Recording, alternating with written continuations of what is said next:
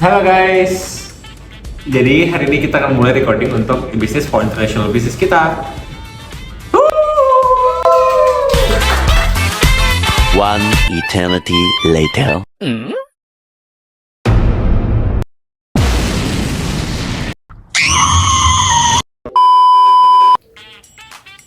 Learning outcome.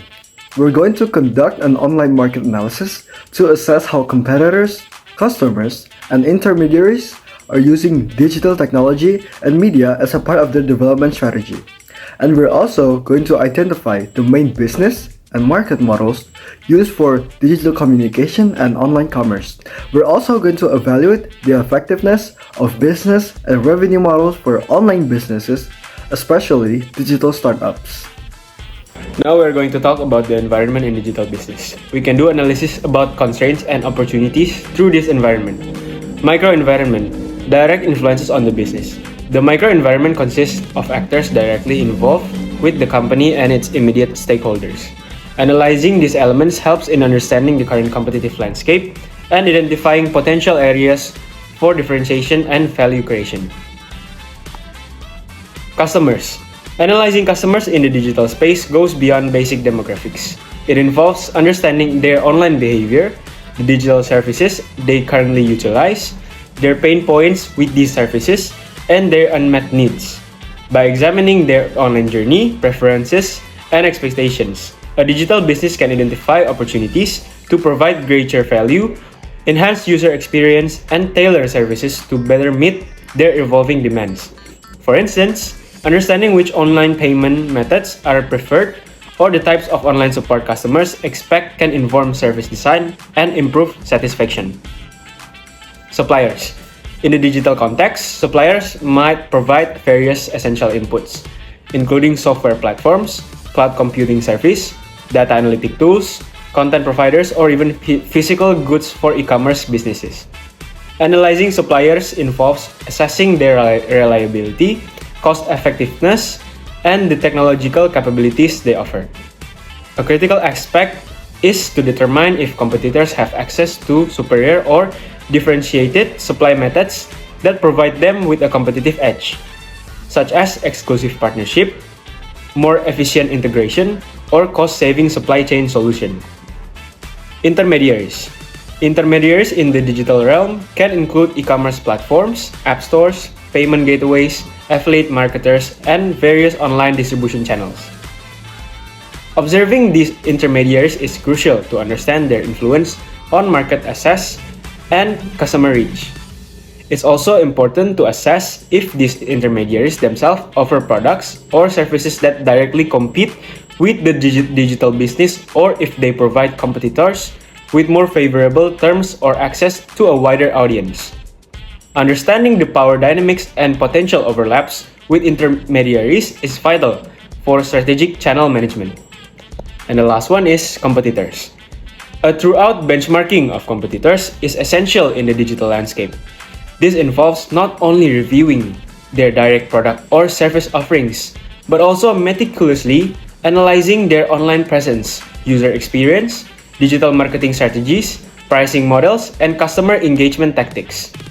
Identifying their competitive advantage, such as unique technological features, superior online customer service, or effective content marketing, allows a business to identify areas for improvement, differentiation, and potential disruption. Understanding how competitors leverage digital tools and platforms can reveal valuable insights for strategic positioning. Macroenvironment, broader external force shaping the industry. The macroenvironment encompasses broader external factors that can significantly impact the digital business, often indirectly but with substantial influence. Analyzing these elements helps in anticipating future trends, navigating potential constraints, and identifying overarching opportunities. International.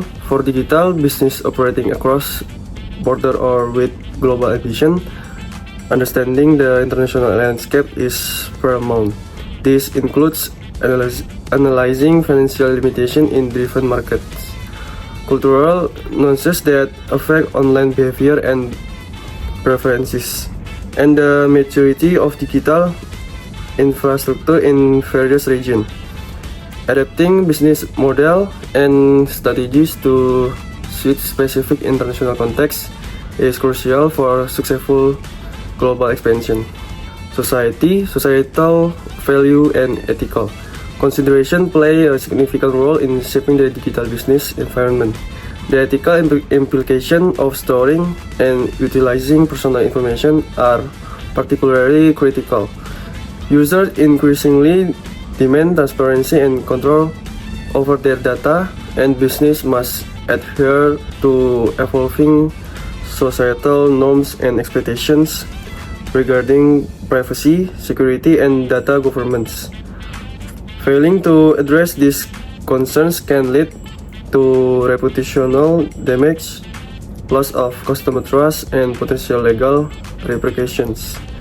Understanding the societal view on digital trust and responsibility is essential for building a sustainable and ethical digital business. Country-specific, navigating the legal and regulatory landscape is a fundamental aspect of operating a digital business, both locally and globally. This includes understanding and complying with tax laws, data protection regulation, consumer protection laws, and industry-specific regulation relevant to online service. Legal limitation can pose constraints on business model and expansion strategies, while understanding these frameworks can also reveal opportunities for compliance-driven competitive advantage. Technology. The digital business environment is inherently driven by technological advancements. Continuously monitoring the development and adaptation of new technologies is crucial for identifying opportunities to enhance online service, improve efficiency, and create innovative offerings. These include exploring emerging technologies like artificial intelligence, blockchain, the Internet of Things, and advancements in web and mobile development. Embracing and strategically integrating new technologies can provide a significant competitive edge, while failing to adapt can lead to obsolescence. The technological landscape presents both opportunities for innovation and the concerns of needing to constantly learn and adapt. Alright, let's take a closer look at this table, which provides a concise comparison of key characteristics between B2C and B2B business model. We'll go through each row examining how these characteristics typically manifest differently in these two distinct business approaches. Let's begin with the first row, which examines the proportion of adopters with access. This refers the potential size of the market that has the means and opportunity to engage with our offering online. For B2C, as you can see, the proportion is generally low to medium.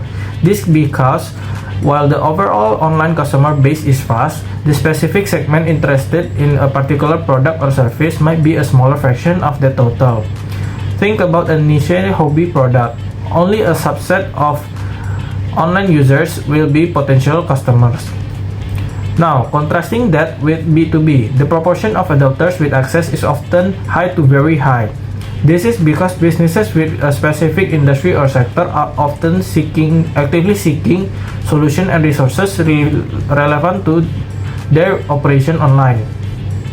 If you are selling specialized software for manufacturing, the businesses in that sector are your target, and a significant portion of them will be online and looking for such solution. Moving on the next characteristic, we have the complexity of buying decision. In B2C, the buying decision is typically relatively simple, individual and influencers. The decision-making process is usually driven by a single person's needs or wants, sometimes influenced by family or online personalities. The evaluation process is often quicker and more emotionally driven. However, in B2B, buying decision is more complex than the B2C, since the buying process involves users, specifiers, buyers, etc. Multiple stakeholders within the purchasing organization are involved, each with their own criteria and perspective. This leads to a more rational, lengthy, and often committee-based evaluation process. Now, move on to the next characteristic, which is channels. In B2C, the channels are relatively simpler, more direct, or retailer-focused channels versus the more complex direct or intermediary-driven channels in B2B. On purchasing characteristic, for B2C, it has a low value but high volume, or high value or low volume as the nature of B2C purchases, and the similar volume with value with the higher involvement and more frequent repeat orders in B2B.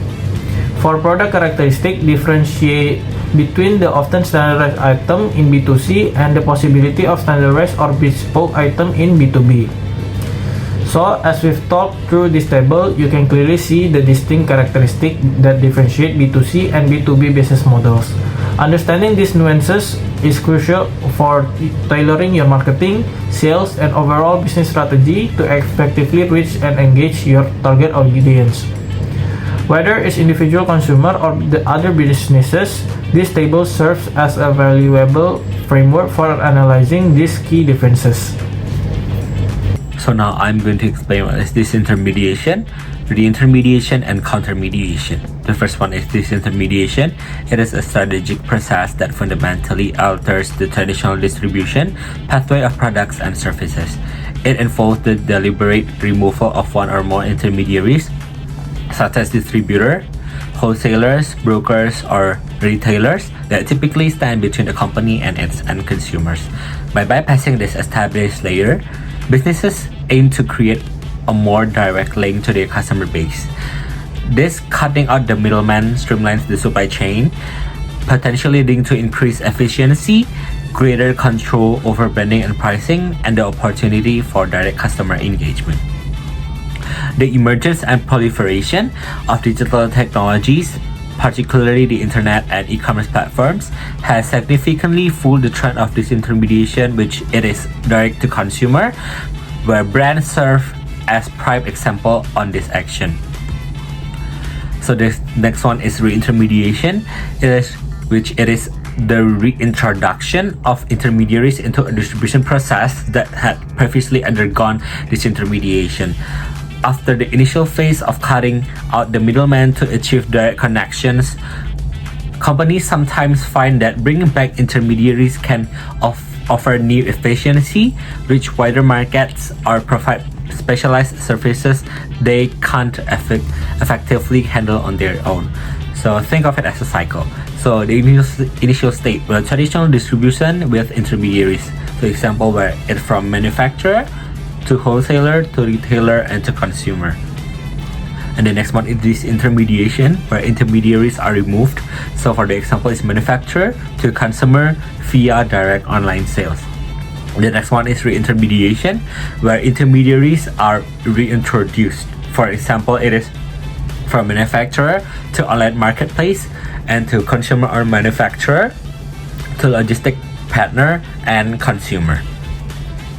So the next one and the last one is countermediation, which as it is described is the process where a company creates its own new intermediary instead of relying on existing third-party intermediaries. The company essentially internalizes the intermediary function, bringing it under its control and ownership. The example of Disney Plus is a perfect illustration of this concept. Companies choose countermediation for several strategic reasons. For the first one is greater control, and the next one is direct customer relationship. The next one is capturing more value, and the last one is competitive advantage. Teamers define a business model as an architecture that manages the flow of product, service, and information between business actors, including the company, customer, supplier, partner, and intermediaries. These flows are essential for delivering value and ensuring smooth operation within a business ecosystem. Like product flow refers to the creation and delivery of goods offering. Service flow includes the interaction and process that provide value to customers. And information flow involves gathering and using data for decision and customer engagement. A key part of Timers model in the usual mutual benefit for all actors. Each participant, whether a customer, partner, or supplier, should gain value from exchange. Additionally, the model must identify revenue sources such as sales, subscription, and advertising to ensure financial sustainability. To apply this in practice, many businesses use the business model canvas, a strategic tool that breaks down a business model in 9 components. One customer segment, 2 value proposition, 3 channel, 4 customer relationship, 5 revenue stream, 6 key resorts, 7 key activity, 8 key partnership, and 9 cost structure.